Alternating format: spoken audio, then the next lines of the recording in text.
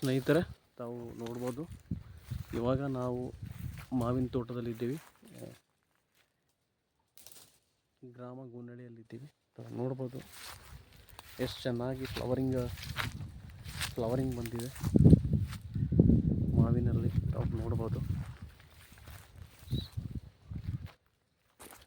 ಎಷ್ಟು ಚೆನ್ನಾಗಿ ಬಂದಿದೆ ನೋಡ್ರಿ. ಟೋಟಲಿ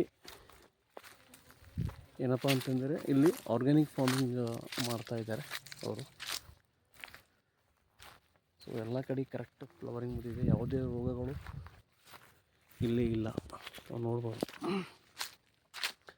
ನೋಡ್ರಿ ಎಷ್ಟು ಚೆನ್ನಾಗಿ ಫ್ಲವರಿಂಗ್ ಬಂದಿದೆ ಅವು.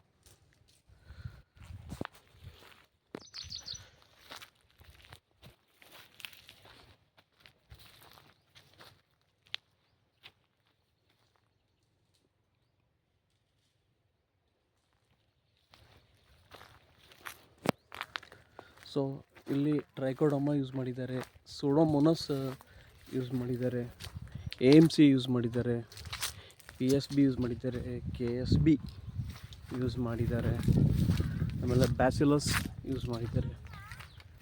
ಸೊ ಆಲ್ಮೋಸ್ಟ್ ಆಲ್ ಸಾವಯವ ಕೃಷಿ ಪದ್ಧತಿಯನ್ನು ಅಳವಡಿಸಿಕೊಂಡಿದ್ದಾರೆ. ನೋಡ್ಬೋದು ಎಷ್ಟು ಚೆನ್ನಾಗಿ ಬಂದಿದೆ.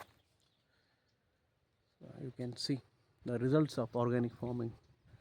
ಸಾಕಷ್ಟು ಜನ ಹೇಳ್ತಾರೆ ಆರ್ಗ್ಯಾನಿಕ್ ಫಾರ್ಮಿಂಗ್ ಸಕ್ಸಸ್ ಇಲ್ಲ ಅಂತ, ಆದರೆ ನೋಡ್ಬೋದು ತಾವು ಇಲ್ಲಿ ಎಷ್ಟು ಚೆನ್ನಾಗಿ ಫ್ಲವರಿಂಗ್ ಬಂದಿದೆ ಇಲ್ಲಿ ತೋಟದಲ್ಲಿ ನೋಡ್ರಿ.